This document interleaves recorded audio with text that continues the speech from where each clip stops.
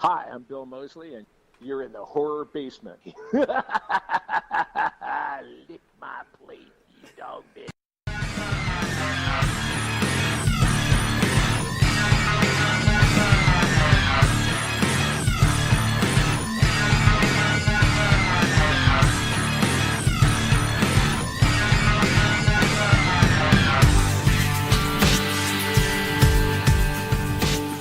Welcome to the Horror Basement Interviews with Stephen Cognetti.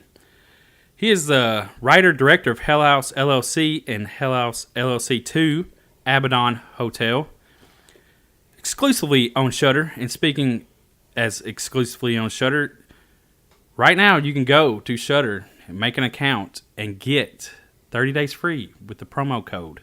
How? TNHORROR, TNHORROR. Use the promo code, 30-day free trial, so you have this opportunity to go watch Hell House LLC 2 and Hell House LLC, the first one, and be able to watch these movies and get to know the director now. Yeah, and get to watch them for free on us. On us. Stephen, we appreciate you being on, man. How you doing? Doing great, guys. Thank you so much for having me on. Love talking about Hell House, horror, anything you guys want to talk about. Yeah, sorry, Jimmy, JimJam, didn't mean to interrupt you, but, Oh, you're being nice for once? well, I'm trying. Fucking trying. Don't make the dick come out, but, this was your first, the first movie was, the first time you ever written a horror movie, and, I noticed you had written some short films with comedy, and Yeah. I'm interested in the Thomas Jefferson Lives short film and where I can find that. Oh yeah, it's on my Vimeo page, and it's short films. I try to make them as available as possible. I was a few people had asked me about that. I realized I should probably put it on YouTube because Vimeo is not really I should do that soon. But it's just a political comedy, and when I was in film school and I left film school, I was kind of centered around comedy, and when you're in film school and everything, or just out, shorts are really all you can do, and so I was focused on comedy at the time. Yeah, because that's what I like. Is it easier writing comedy than horror, or is it the other way around? Yeah, no, I think comedy flows a lot better once you get into just into a zone of a funny riff of some kind. It just kind of flows out a lot better. Where horror is tough just because fans of horror, the scare is everything, and having something very unique and something that hasn't been done over and over again, it's tough to find that and do that. So writing horror scripts, I go through them over and over again, just and not so much perfecting the plot or anything. It's mostly perfecting the scares, and that's what took Hell House a long time to write. It took a couple of years before we were locked and ready to go to shoot it, because I just wanted to get those scares right, and I kind of feel like getting those right just takes more time, where comedy comes a lot quicker, I think. Makes sense. Yeah, that does make sense. So we double featured Hell House LLC and Hell House LLC 2 last night. I said in a podcast, I think last week, that I had reviewed it, the first one. I hadn't. I had just watched it a long time ago. But anyway, we watched them, and there's a lot of plot points in the first one that are kind of cleaned up in the second. Was that the spoilers? There are spoilers. Yeah. Where Alex has made this deal. He's just fucked off all the money. Yeah. And he's made this deal with Homeboy at the Abaddon Hotel. Was that pre-planned, or was that something you just came back later and was like, this will fit? Yeah, when I originally did the story for Hell House, just kind of mapped out the storyline. And this was probably back in 2011, 2012, right around there, when I started just game planning out an initial story. I had always had it was actually meant to be a traditionally shot narrative, not a found footage film, and so there was a lot more story that you can put into a traditional narrative that you can't do in the found footage, and a lot of that story included a lot of the how did Alex get looped into the Abaddon Hotel? How did that all come about? That was in the original story, which had to be cut once we went the found footage way, the documentary way, and it only alluded to. So there's little things that we alluded to that Alex got them into this deal in the first one, and I knew I always, if I had a chance, I would love to explore how that went down, a little bit more of the history of the hotel, how it's kind of tied to Alex and his decisions, and then and explore that in his second film, and then which builds up into an ultimate finale in the third film, wrapping everything up together in a bigger plot. I'd always wanted to do that. So and where we're at right now is with 2, and we're now working on 3. Oh hell yeah, 3. Got something, Jim? Yeah. I just want to applaud you on these movies and this trilogy because I'm looking forward to the third one because I'm a big haunted attraction fan. So I was really digging this and the whole haunted attraction and all that. So yeah, me too. I love that stuff. It's a lot of fun. And we shot at a real Halloween haunted house attraction. So we were lucky to come upon that place because the place kind of fit the script perfectly for what we needed. It looks like you come upon it. It is an abandoned hotel that they use as a Halloween haunted house. And it's opening night for the season is actually this weekend. So.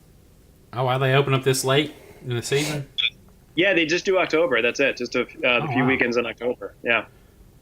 Yeah, because it seems like everywhere else it's like starting to get a little bit earlier and earlier in the season, year to try to get that money in, So, yeah, I know.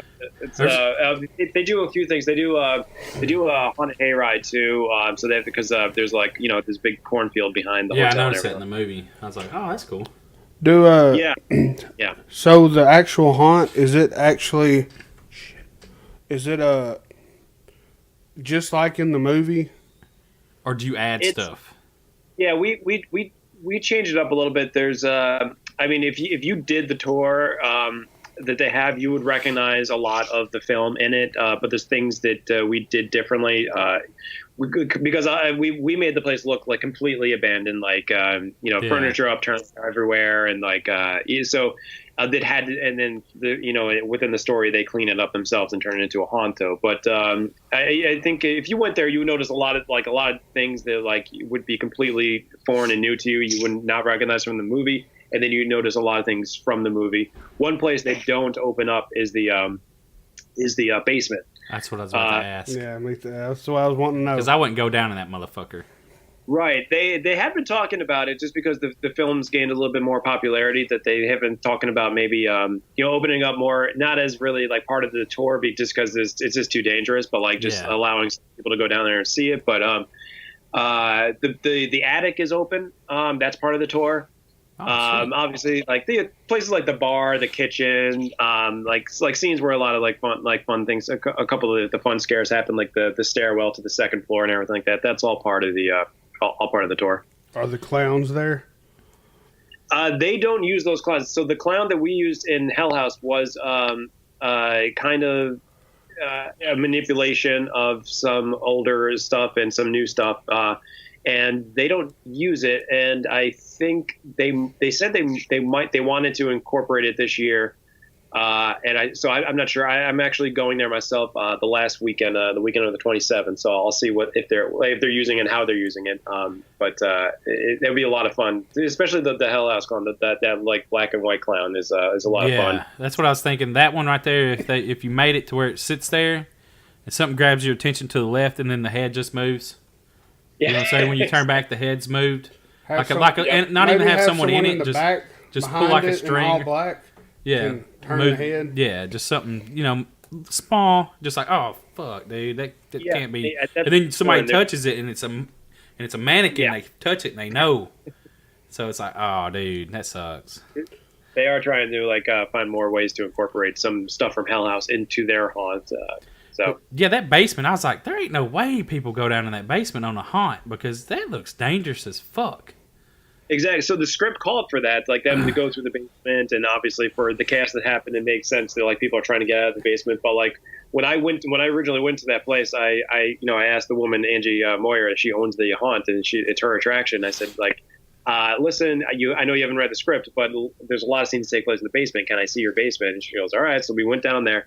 And it was a mess. It was not suitable for anything to happen down there, let alone shoot some scenes of a film. So they spent a while before we started production.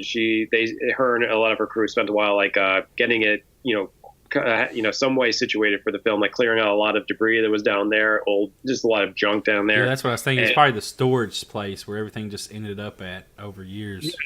Yeah, exactly. But there's a lot, like there's a few of the walls were fake walls that we had to like create because it was leading back to like places you didn't want to go in the basement. You didn't want any extras, actors, crew to be wandering back to, so we just closed it off, made it more contained of a space, and we built fake walls. Oh, that's cool. So was the freezer or cooler already down there, right? Yeah, the cooler is down there. That's wild. It was when we shot the first one. It was usable because there's a scene in the first one where Paul and Tony, for the characters in the film, is Gore and Jared. They run it. No, it's not Gore. It's Jared and Mac. They run in the middle of the night. They're looking at the clowns. The clowns had moved, and they go and hide in the cooler.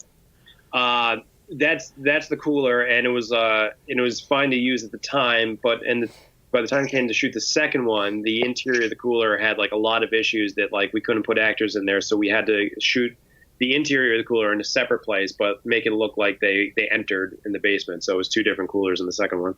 Oh wow, that was smooth. So is the third one? Will it take place back at the hotel, or have to? I guess, right?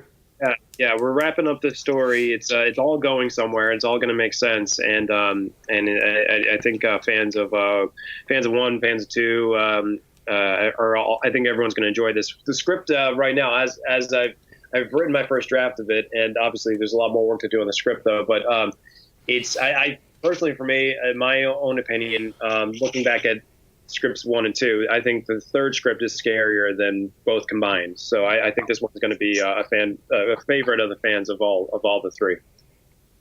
You're keeping with practical effects as much as possible, right? Yeah, I mean that's the way to go. I don't like CGI at all. I hate having to use it. And that was the thing in Hell House 1 is that I always say less is more.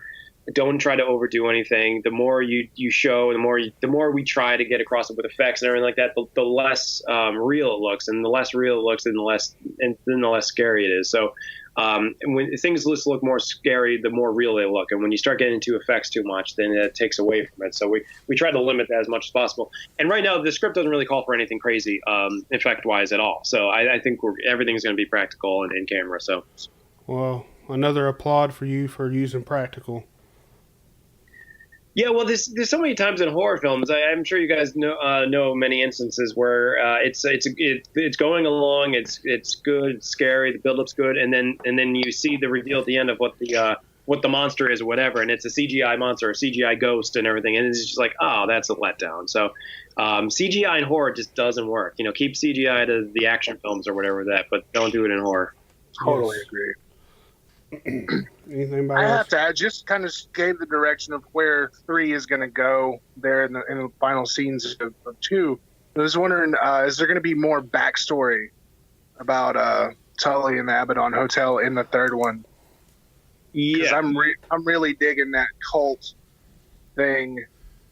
Yeah, I mean, if I could, like, the thing is, like, if this wasn't a found footage film, I would love to have delved so much more into the cult in the second one. But the best we could do was I don't know if you guys saw the promo video we put out the week before it aired, before the movie premiered. We put a fake commercial that was shot by the cult. Oh, no, it's on the you might like it, especially if you like the cult aspect of the film. It's on the film's Facebook page, and so but it was posted like 3 weeks ago, so you might have to go through a few posts that they did though. And I think Shudder put, and I know I put it on my Twitter page. I linked to it too. But it's pretty much the owners of the hotel in the 80s. They shot a commercial for their hotel when it was open and running, and it's a commercial that's made to look like very friendly and inviting. Come to the Abaddon Hotel, but it's intercut with some of the darker imagery of what they were doing behind the scenes of the hotel, and all mashed together as a commercial that they never aired. They kept private, and we reference that in the cooler. There's a little conversation where they're digging through boxes, and the character Mitchell finds a tape. He says it's labeled unaired commercial, and that unaired commercial is what we used as a. Well, It was originally supposed to be part of the film, but it didn't make sense as part of the film in the whole found footage world. But it's something I always wanted. I want to dive into and more, and I really hope we can in 3. Well, you mentioned Shudder, and with the Hell House LLC 2 being a Shudder exclusive, how did that play out with you? Did they approach you, or how does that work? The film is with a distribution company called Terror Films. Yeah. And they have the digital rights to Hell House 1 and 2. And so they are the ones that always negotiate any deals or any platforms the film's going to air on. That's all on them. So I think Terror and Shudder at some point started talking about the film. They screened it, one was not exclusive to any platform. It was on a bunch of platforms. Yeah. And I think one Hell House 1 was pretty popular on Shudder, and so I think and Terror has a good relationship with Shudder that they wanted to make it exclusive with Shudder instead of like going Amazon and iTunes and everything, which I'm fine with because I'm just a huge fan of Shudder. So when they told me that they were thinking about doing that, I said great because I have a subscription, so I'll get to watch it too. But I know I like Shudder, and it's just so I was just really excited because I'm such a fan of them, and they said they wanted to do the film exclusively. I said, great. So, oh yeah, we say almost every week that Shudder is something, if you're a horror fan, you should really get. I was like, man, we got to reach out to Shudder and see if we can get a promo code for the listeners. Yeah, I did it and got it. So great. Oh, they're great with that. They're just trying to attract fans. And so like all these promo codes they give away to get people to experience their platform before you choose to start paying for the subscription is great because it's just such a great service, and they're trying to get more and more great content, and they have so much great content already as it is, and they're I'm excited for their future too because they're just doing so much. Yes, they are. They really are. I gotta say, my wife will watch horror movies with me. Yeah, she's hard. She hates found footage movies, and I was like, no, it's because she's never seen a good one. It took me all day yesterday, but I finally got her to sit down and watch Hell House. And by the end of the first one, I was like, well, and she was like, well, go get a drink and come back so we can start the second one. So I don't know. Like, I love found footage movies. And yeah, me too. There's just some sort of, I don't know, there's some kind of magic to it, I guess. But whatever you guys did, you got lightning in a bottle. Well, what it is about found footage films, it's and thank you for saying that. But it's the us as fans of horror, we love good horror, and there's nothing better than horror that feels real, like it could be real. That makes a scare more terrifying when it's it's not you're not watching a movie, but you're watching something that might be real. And I think that's what found footage does better than general studio horror films. It just puts you, it gives that feeling more realism, and that makes it more terrifying, at least for me. Yeah, definitely. The fear really comes across, and it's, I don't know, it's when it's done right, it's so good. Yeah. Speaking of fear, like in these like the first one, the freakiest part to me was where dude's like in the bed and he turns the camera on and the chick is sitting on the floor. Because to me, that's the most real thing. Like, you turn around, you see something, and you just hide under the covers. Right. Because, I mean, there's nowhere to go. It's like, as a kid, that's what you do. So, like, as an adult, you're just like, maybe this will work, actually. Yeah. You know what I mean? It's like that little thin piece of material. Yeah, like it's the barrier. And, man, when he fucking looked... That second time, I was like, damn, don't do it. The third time, you mean? After the second? Okay, yeah. I was like, don't do it. No. So I was like, fuck. Yeah. And that's the whole thing about, like, putting the demon right by the door. Is that, like, he can't just, like, he's not going to run out of the room because then you have to run right by it. So that's get away with keeping him in there, acting like a child and going under his blanket. What if you had a spoof of it and just had him run like he was going to tackle the demon? Yeah. No, he runs and she just like disappears. She just trips him. Yeah. Trips him. And he hits the wall, yeah. We shot that 2 different ways, and in another version of the scene, we shot a different way as well, but we didn't use it. It wasn't the little girl in the room, it was actually the clown sitting up against the wall in the room when he turned on the light. So, Yeah, what was up with the little girl though? Well, she's referenced in the interviews where one the bearded interview guy played by Theodore Balukas, the professor, the book writer, he says that Tully's cult, had been rumored to be killing people, and one of them was a woman and her little daughter. All right, that's what I disappeared. was, okay. Last known location in that hotel. And then you remember early in the film when Hell House first comes to the hotel and they're exploring the hotel, they're in the basement. They see like old discarded luggage and like a woman's shoe in the dirt, and like there's like little clues like that are just around. Yeah, and then the second film, Brock Davies, yeah. when they're doing the little seance thing and she's there, that one, I don't know if it was was it the same girl? No, it was a different girl. But another guest of the hotel that had disappeared. Well, I mean, because they both had dark hair and they both. Yeah. But that shit right there, I was just like, man. I mean, because to me, that's more real. Like that could actually, if you see that and then you go to run and then boom, she's there. Right. Like I was like, oh shit. Like that. Yeah, you're not going to escape, right? Even when you do run away, right? Like that was the scariest part for me. I mean, I don't know why. Just that affect them two scenes affected me more than any of the others. Yeah, the bedroom scene in the first one, I think of all the scenes in the film, are everyone's that I've talked to everyone's favorite scare. That's exactly what I would have done though. I would have hid under the covers until daylight came, or something, until she crawled under the covers with me. Right. I'm not getting out. Hey, fuck you! I've been talking to her. Fuck you, bitch. Yep. I'm not going. You're going to have to get under here. Come and get us. Start boxing the covers and she felt something. Start man. Punching through the covers. Something. Fuck that. I think my favorite scene in the second film was the shit's already hit the fan and they're trying to get out. And they look, there's the open door at the end of the hallway. Yeah. There's that damn black and white clown. Yeah. And then he's just like, it doesn't move. It can't hurt us. And it just looks at him like, I can't, huh? And then the door slams. That was just, oh, it was perfect. It wasn't, I don't know about the scariest scene, but like one of my favorite scenes out of the whole second film was the shit's already hit the fan. They're trying to get away. And they're looking down this long hallway. There's an open door at the end, but there's also that damn black and white clown. And there's dude's like, oh, don't worry, it's fine. He doesn't move and he can't hurt us. Right. And the clown just turns and looks at him like, are you dumb? It was so good.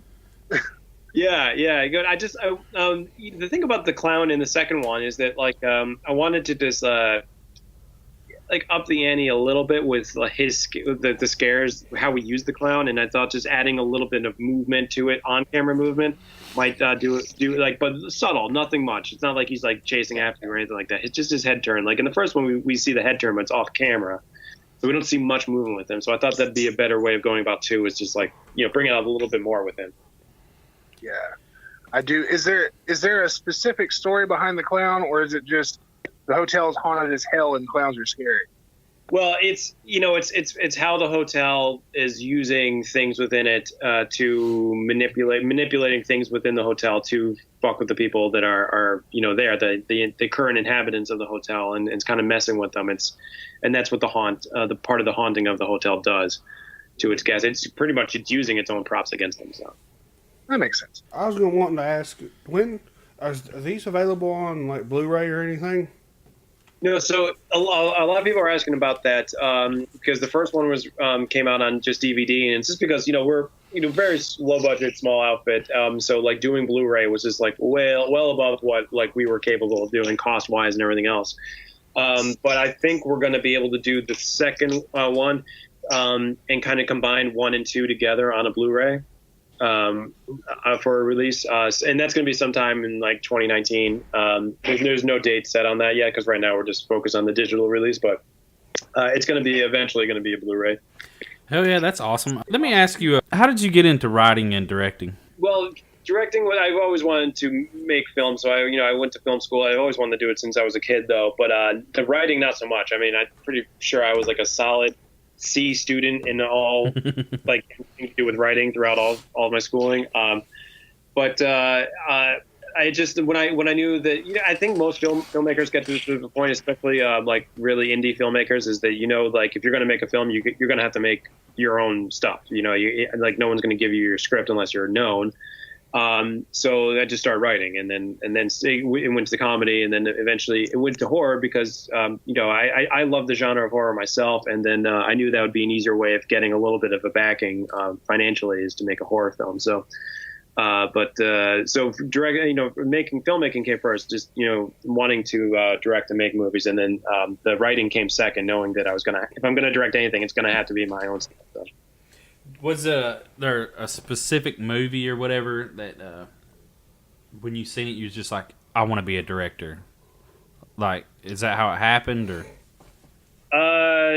That's a good question. Because I think there's so many films from the '80s that always inspired me, and I think a lot of people my age, like I'm in my late 30s, and I think we all grew up on like Spielberg films, and that always inspires like the kids. I think it was very it made an impression on me, and then.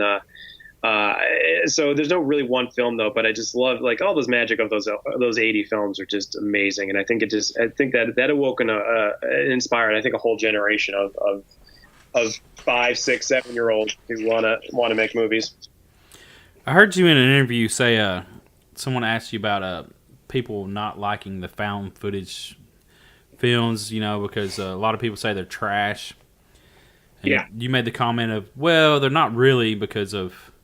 If you compare it to all the other movies that are made, there's a lot of other trash ones, which I never, like, I don't know what it is about found footage, if they're just more, or like, memorable, or, because, like, maybe you forget about the shitty slasher films, like, yeah. Why do you think people pick up just on the found footage films?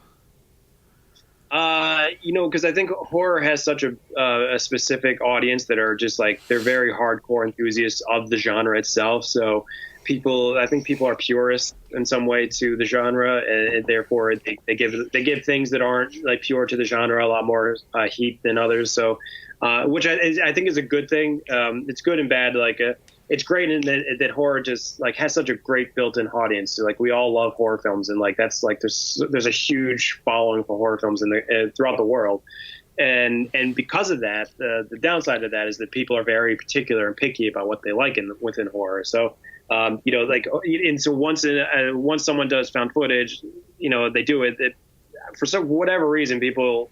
There's the impression out there, people say, stop doing found footage films, like, enough already. And I never got that. It's like, there's so much horror out there. If you don't like found footage, don't watch it. Like, find something else to watch. Like, you don't have to like hate on found footage, because there's a lot of people that love it. I personally love it for the reasons that I said, is that it feels very real. And the more real scare feels, the more terrifying that scare is. So, yeah.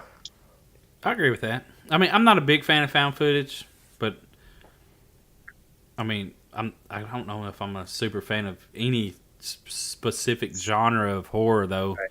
Right. Like, one just stands out to me the most.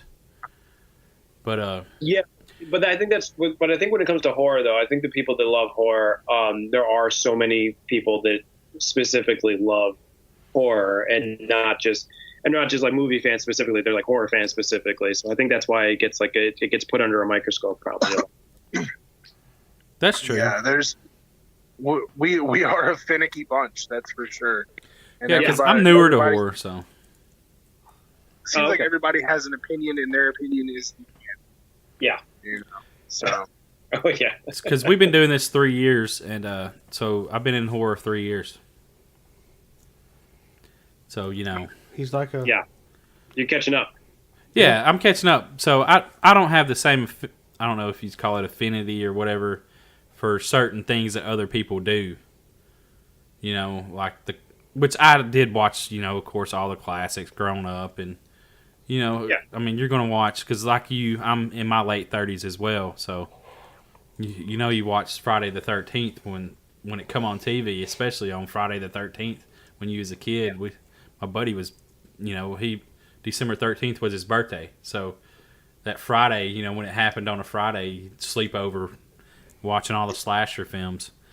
But you say you don't much care for slasher films. What's up with that? Yeah, no, I see it just like that. Like just like I said, like I'm very specific with the kind of horror that I do enjoy, and I've watched some slasher films that I do enjoy, because I like the ones that are kind of like they make fun of themselves. They know what they are, and they don't take themselves too seriously. I think Your Next was one of them. I enjoyed that one though, but and I think like it depends. Like Freddy Krueger and all those. Like I don't like Halloween. I don't consider those really like the slashers that we know today. Like more of like that are just more about the gore. Yeah. I feel it's kind of, and I think a lot of slashers today try in a cheap way try to scare you just by shocking you how much gore they can show you. And I feel that to me that doesn't get me, that doesn't scare me, and I just feel it's not kind of horror that I like. So I kind of like try to put it in a separate category. It's not really genuine horror. It's more like slasher horror. It's its own thing. So have you seen Terrifier? I'm not. Well, there's a lot of gore in it. But that killer, but Art the Clown doesn't speak. At all. So He's kind of like a Pretty mime, hilarious. but and he's funny. So Yeah, I've seen some images online. Always some gifs or gifs, whatever you have call you watched the them. Hatchet franchise? No. It's a really good one. Like I Is mean, it? yeah, that's to me, more like hor- for a that's horror slasher, comedy. So yeah, for a slasher. I mean, yeah, there's some, but it's practical effects. it's all practical. Yeah, and That's an Adam Green movie, by the way. yeah, and he does every single film. He wrote and directed every single film, so it's all in line. It's a good. I like that franchise. But Oh, that's cool. Yeah, no, I've heard that from a few people, so I definitely got to have to get 'Cause into that. But I do like slasher films, but like with you, I'm not into like the extreme gore. I will watch the movies. Yeti, he loves extreme gore. Oh yeah, I love like. But and that's the whole. films, like American. That's the thing about a group of people. Underground. yeah, Yeah. But that's the thing What about would it. you Like say- the four of us are here, so and we all like a different concept. well, yeah, I think like when it comes to gore, it's like to the victim, you know exactly what happened to them. There's no mystery. You see them brutally die on camera. And then there's something about the mystery of what might have happened to someone. Like the genius of Blair Witch is they scared you with the unknown. So we don't really know what happened to them. And I think the not knowing what happened to them is more terrifying than if we saw them getting like ripped apart on camera. Yeti, Yeah, I can see that. Like, what's your The- thoughts the on the off-cam- Blair Witch, Yeti? oh god damn it, Johnny. Okay. I'm putting him on the spot here. I think that it's. I don't like the fact that the Blair Witch is like the flagship for found footage, because that's the one everybody goes to as their example of a found footage movie. Right. I It's one personally- brought it main, I think that but movie's they were fun. not the first. No. You know, they were the first. They got big, but I thought that movie was garbage. Like honestly, Yeah. and I dig found footage. It just bothers me that that's the flagship. It's like Well, there's- the only reason is because it's the one that brought it mainstream, but they weren't the first ones to do it. There's obviously Cannibal Holocaust. A lot of people contribute with the first real found footage film, but which is, if you like gore, check out Cannibal Holocaust. That's Such all a- gore. No, I enjoyed Blair Witch. Yeah, I heard a lot of people say it's like slow and it doesn't have too many scares to it, but I enjoyed what they did with it. I thought, because I think the way they did it made it seem very, very real, and I think that's one. Like, I think everyone fell for it when they first saw it. It's like, is this real? And I think that they did that so. Oh, there's a lot of people that did fall for that shit. Yeah. Oh yeah. that Yeah. was awesome. Like I didn't watch it They're mar- until a few years ago. So Oh, when we interviewed him. yeah, because there were so many people like, oh, I went to the theater and it scared the living hell out of me, dude. I'm just like, whatever, dude. Did it scare Okay. you when you watched it? No. Hey, No. you know what my dad said when that movie come out? He said, man, all that is a bunch of crackheads running through the woods, running from the shadows. Yes. Well, technically, I mean, they were running So- from the director and shit, throwing shit and making noise Yeah. and giving them little clues, which is a cool concept. I mean, for Yeah, it's a really cool. It's a kind of filmmaking that hasn't really been done. So I mean, it's like respect to them for just really doing something unique at the time. yeah, because you Yeah, couldn't do that now with yeah. the way the internet is now, social media. No, you could do it. You just couldn't tell nobody. Yeah, but it'd be real. Right. Because family member find out, fucking that shit gets leaked. Yeah. But what Yeti's saying is your film's better than the Blair Witch Project. Oh yeah, 100% all day long. Yeah, well, Fight him. I wish we got their theatrical release. We would have. Oh yeah. Well, So, speaking of found footage and things of that nature, I was doing a little looking in last night. Saw an interview where you were talking about where you did the first table read for Hell House, and you just kind of told them, if you ad lib half this stuff, you just kind of half-ass the script, it'll be fine. Was there a lot of ad libbing in these movies? Because there's a lot of chemistry. Yeah, there's I to make the dialogue flow as easy as possible. I told the actors they never had to follow the letter of the script, to a T. So if there's scene, 10, I wanted them to, as best they can, get across what was going on in the scene and kind of generally follow the dialogue pattern, but not every word to a T. And that's fine by me, just as long as it came off naturally. So if there's a way they wanted to go about conveying what was needed to be conveyed in scene 10, but didn't do it line by line in the script, I was fine for that. I actually encouraged that because I just wanted to feel as natural as possible. And in a lot of scenes, they did that. So, I would say like what you see is probably like 70-30 scripted to completely ad-lib. And there's a couple scenes in the middle of the film, like right in the middle of the film, like leading in from Act 1 into Act 2, where it's completely improv stuff. It's stuff that's not in the script at all. And I just gave the actors a camera for a day. And I said, just shoot me a bunch of shit of you guys just screwing around the hotel doing things, and I'll see what I can incorporate into the film. And what we got is like scenes where, the actor Joey is doing the thing with his eyeball and stuff like that. And that's stuff like, not in the script. And it was just like a fun little thing of getting this camaraderie together with these guys that's completely improv on their part. It came across really well. It's really good. Yeah. No, the actors did a great job. So I love that cast. And they knew they were new to this kind of genre, obviously, but they knew how to do it well. They had to do improv well. So everyone auditions has to show that they can do scripted and improv at the same time. So it's awesome. Speaking of interviews, you said you don't remember your nightmares, and I haven't been stalking you or nothing. I just read some interviews that you did and actually did some research for some reason. I don't know. For once, but I'll tell you, I watched Hell House LLC 2 today, and I took a nap afterwards. You have a dream. Oh yeah, I don't know. I was with the group of people. I come home, I was like, I got to get something out of my room. There was something there that wasn't supposed to be there, and next thing you know, I just fucking fall to the floor in my dream.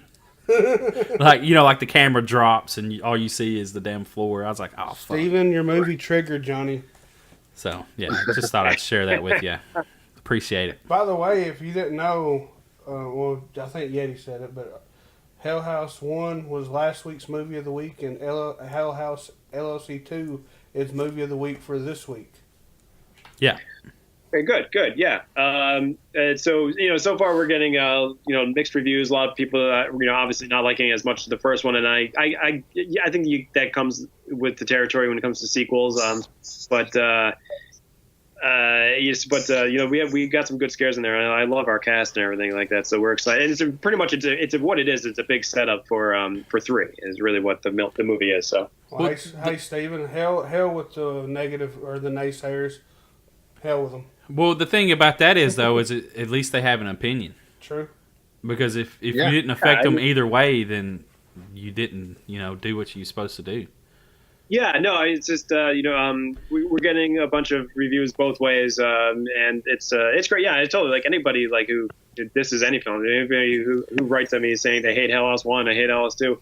I just I'm just happy you watched it. Thanks for giving it a try. Either way, you clicked on it, so. Yeah. But a lot of people don't like The Nun and look at the release it got. So, in that, and all that. Everybody's going to have an opinion. You put yourself out there. Yeah. Talk about trash. I've seen movies lately that I was just so I don't want to say bored by that I just didn't have an opinion on. So, either way, as long as you're getting a reaction. So Yeah, if you don't have an opinion. Yeah. But I think I know it. Like that's coming from I kind of appreciate it because I think that people have such a like of the first one that there's that everyone has their own expectations of what a sequel will be and what a third one will be and everything like that. So everyone's gonna have reactions, and I don't care either way. I just like, as you said, it's like people watching it and just reacting no matter what. But we're excited. We get a lot of positive feedback too, and then so we're really excited to and people are really enjoying where we're going with the story, and people are excited for the third one, and that's making me really excited to get just to get back to the set and just get making 3 because I think 3 is going to be awesome. So JimJam's got his hand raised over here. Hey, can you get in the budget to fly us up there to do behind the scenes for you? Shit. We'll do behind the scenes interviews. Yeah, that would be great. That's something we wanted to have, but we're so low budget. But maybe this time we'll be able to have it. Well, like you talked about wanting to do a non found footage film. Well, what if you did an origin story of Tully? No, and the cult? Don't do it. That Look wasn't what found happened footage. to the nun. Who cares? I'm not talking about the nun. I'm just saying. No, I'm joking. That would be your way to not do a found footage film, but have True. the backstory of the cult. Yeah. I didn't know if you thought of that, or I imagine you have. Well, no. I don't want to spoil anything either way, though. But just and sorry if this is going to get a negative reaction for you guys, which is fine though. But we are exploring doing the final film as a traditional film. Yeah. Well, great minds think alike. Well, that was the last. He's talking about this third one.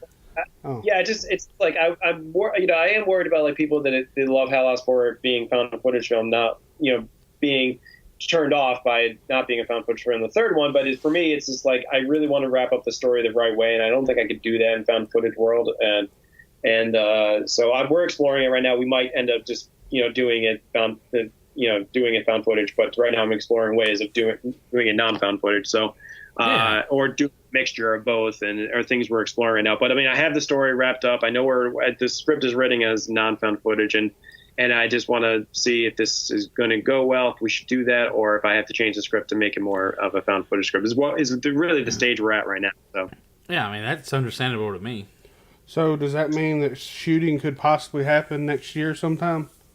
It's definitely going to happen next year because I want the script to be wrapped up by the end of the year, whichever direction we go in, and then we're going to spend early 19 and into the spring casting and pre-production and all that, and then hopefully shoot soon after that. So, well, hey, we're here for you for any kind of promotional things you need because we love the movie 100%. So much and all that. And no, thank you, and I appreciate that. So, definitely stay in touch. It was like any way we can get the word out. So, hey, real quick before we let you go, do you have any ghost stories like paranormal? Yeah, like real ghost stories. Like if you don't, it's cool.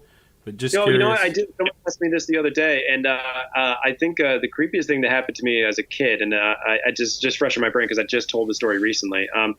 Is my friends and I were going camping in the woods one night, just in the neighborhood woods, and we were about to go. We set up our tent when it was daylight, and we went back to one of our houses. When it got night, we were on our way back out to the woods to go to our tent, walking down just a road and a cul-de-sac to head to the woods.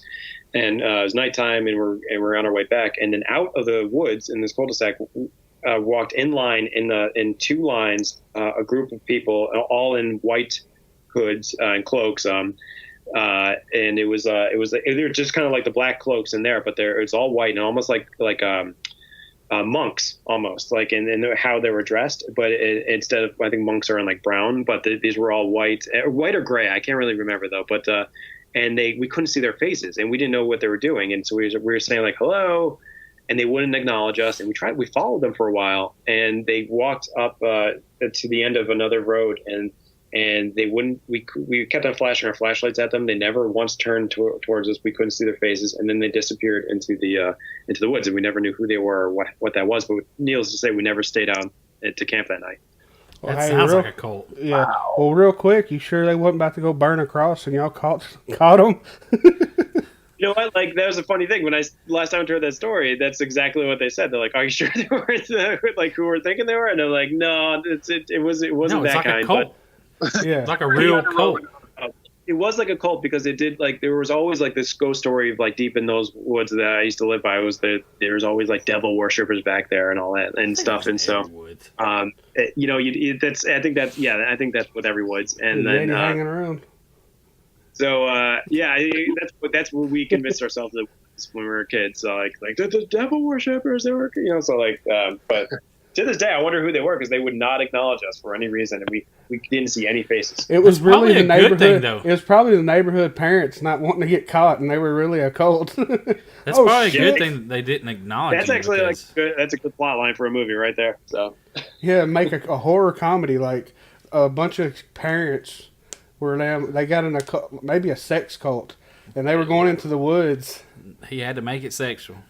Would be funny though. They'd be in the woods, and anyways, It's kind of like Hot Fuzz, isn't it? was it? Hot Is that what they Fuzz. did? Hot Fuzz. I don't know. That was kind of the. Yeah. Oh God. Well, Yeah, I guess 'cause there's not they a were really all- original idea anymore these days, is there? It's tough, I'll tell you. Just from my perspective in writing things, I like every time I think of a scare, I'm like, wait, did I just really think of that on my own, or am I being like subconsciously thinking of a scare that I saw in another movie? And you always got to be careful that what you're doing is original and not so cliche. You gotta avoid those cliches. It's tough because there's so much just great content out there, so much great horror out there. So it's tough to just try to separate yourself and be original. Yeah, I have to go on Google and make sure. Did this happen? Are you going to move away from horror after the third movie? No, I don't think so because I have a lot of other horror ideas, and I have another horror script that I wrote that's it's its own movie, and it's a traditional shot, not found footage. I'm dying to make that film. It's called The Church. It's a horror movie, and I know that I want to do that right after Hell House 3 if I can, and then after that I have a few other ideas I want to explore. So no, I just love the horror genre, so I want to keep on writing in it as much as I can. That is awesome to hear. Oh yeah, that's awesome.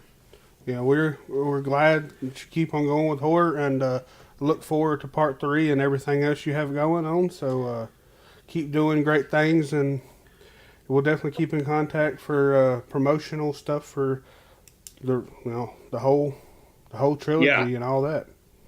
Guys, thank you so much. I really appreciate you having me on, and I'll shoot you a message when we have more details about 3, like when we're going to start shooting and all that.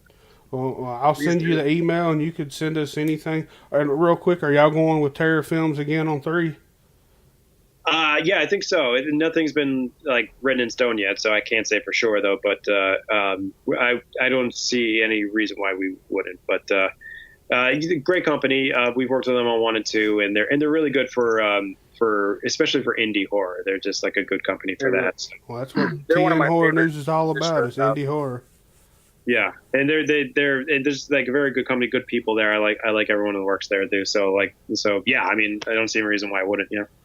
Hey Yeti, what was you saying? I interrupted you. Sorry. Oh, I was just saying, like, I watched a ton of indie horror movies. Like, I do reviews, so I watch everything. And Terror Films puts out like some of the best. They're them, and there's another one called High Octane. They're just like they never fail, almost. Yeah, they do. They have a lot of great titles. So I was happy when they were interested in Hell House 1 originally, and I was happy that they added us to their lineup. So. Hell yeah. Well, man, we appreciate you taking the time out to come on with us, and look forward to everything you got going on. And Johnny? Great. Yeah. Thank you so much, guys, and just enjoy your Saturday night. All right. Yeah, sounds Thanks, good. sir. Have a good one. Have a good one. You too. All right, guys. So, Stephen Cognetti, Hell House LLC, Hell House LLC 2. And Hell House LLC 3 coming soon. Yep. The first 2 available on Shudder. Don't forget Promo code TN Horror. TNHORROR. Make that a jingle. TN HOR. But Shit, I spelled it wrong. and after you get done with that 30-day free trial, thousands and thousands of hours of horror movies. Stay with it. Just go ahead and keep that. Keep it up, because you got the Joe Bob Briggs. Yeah. Another marathon. So, Bruh, Thanksgiving. Them Joe Bob. So, yeah. So, Yes. keep, get the 30-day free trial. Stay for Joe Bob. Yes. Yeah. Because we might have something coming for up. Hell with House. Stay for Joe Bob. Yeah. Go for Hell House. Stay for Joe Bob. Hell yeah. That sounds good right there. Make the holidays great again. And hopefully we'll have something coming with Joe Bob Briggs on the interviews. Yeah. Yeti, what's our next interview?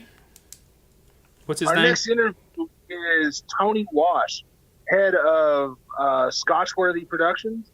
They put out the Skeletons in the Closet movie. I'm a huge fan of the film. They also put out The Rake, which is really good. I love film adaptations of internet horror stories, and The Rake is just fucking awesome. It was such a good movie. But Skeletons in the Closet, it's really dope. It's a really good guy. So was it the 27th? Yeah. So end of the month, you guys be prepared for that shit. Go watch Skeletons in the Closet so you'll be up to date on what's going on when we interview this man. Yeah, we'll interview him the 27th, but it probably won't be out until a week or two later. Yeah. Because that. I think I'll just release these on Saturdays. You know what I'm saying? Well, Like, this one probably go right after LLC. Yeah, well, you know what I'm saying, though? Like, Yeah. podcast on Wednesdays, and the occasional interview will be released on Saturdays. Yeah, so after the podcast this week, the Steven will be on Saturday. So all right, sounds good. So I guess that's all we got, y'all. We out. Peace. Stay spooky. Try not to be an asshole.